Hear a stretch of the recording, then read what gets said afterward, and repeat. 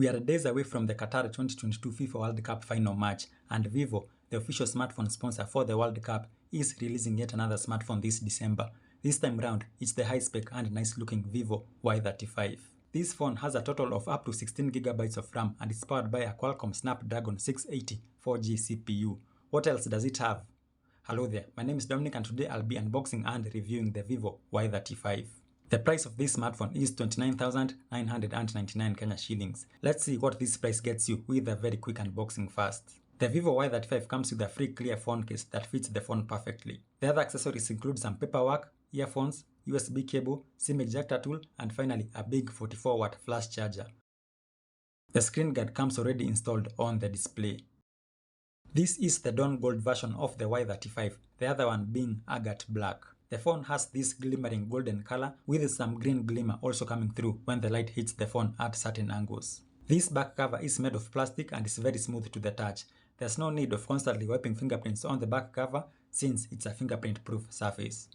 The Y35 employs a boxy design with straight edges and curved corners. The same size twin camera rings at the back complete the great look of the phone, but the boxy depth lens looks slightly out of place in the camera bump. The camera bump has a mirror-like finish and I love how slim it is. This is one camera bump that you can't feel in your pocket. Physically, these are the ports and buttons on the Y35. Starting at the bottom, we have the speaker port, USB Type-C port, microphone, and headphone jack. To wake up and unlock the phone, you can use the fingerprint scanner which is inbuilt into the power key. It's very fast. The volume buttons are located above the power button, and finally the SIM tray is located at the top and it can hold one SD card and two nano SIM cards. The front camera is housed in a notch and I've had a few mixed reactions on the front notch with my previous videos. What are your opinions on the front notch? Do you like it or hate it? Please tell me in the comments below.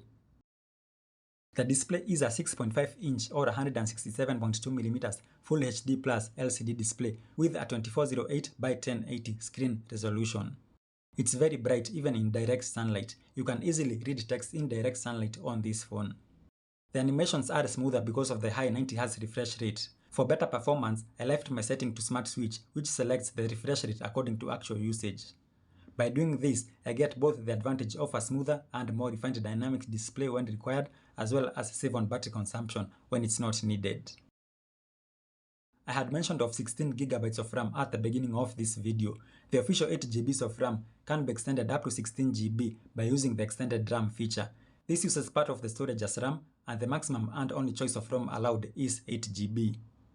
Coupled with the Snapdragon 680 processor, this makes the phone very fast. Applications open at the touch of an icon. Switching apps is also instant because they are not killed in the background. They open to exactly where you left off without reloading at all. As far as audio is concerned, the vivo Y35's single speaker at the bottom outputs some decent mids and highs with some bass surprisingly.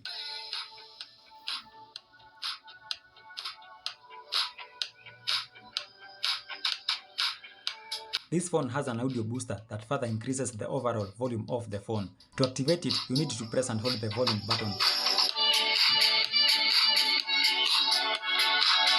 And when activated, the volume can be increased to 200%. The vivo Y35 has a triple rear camera setup at the back. The main lens is 50 megapixels, followed by a 2 megapixel macro lens and a 2 megapixel depth sensor. At the front is a 16 megapixel lens. The LED flash is only available for the rear camera setup, while the front camera employs screen lighting. Photos from the main camera are good and with just the right amount of contrast that differentiates the colors well. Photos of the sky are realistic as well. With the 50 megapixel UHD setting selected, the resulting image sizes are big and incredibly detailed. You can zoom into a small area and still get a detailed segment within the main photo. Selfies from the front camera are also detailed. As you can tell, there's a bit of skin smoothing in these selfies as well as videos. That's because I used the included filters and styles in the camera app. These are best used with the front camera. The macro photos are washed up and a little grainy. That's because the macro lens is only 2 megapixels. With night setting selected, you can see a very big difference between the normal and night photos. Now on to video recording. The maximum video recording quality is 1080p at 30 frames per second on both the front and rear cameras. There is a higher frame rate of 60 fps, but with the maximum quality capped at 720p. The full HD videos are crisp, clear, and with the right amount of color saturation. The macro lens does not have video recording. With stabilization enabled, the picture zooms in a little bit, but the result is great looking stabilized videos. Here is an example with stabilization off, and now with stabilization on. With heavy constant usage, I could last up to 2 days with a 5000 mAh battery. This is with constantly watching videos and playing games on the phone every few hours.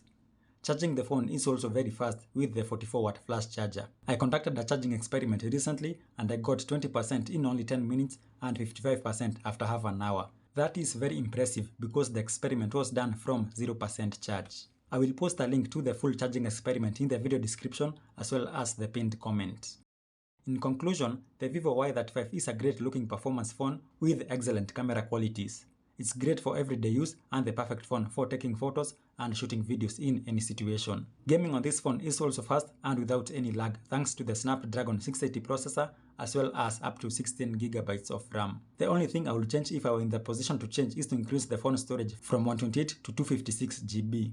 That's it. Thank you for watching. Please post your comments and questions below. Let's meet in the next video and goodbye.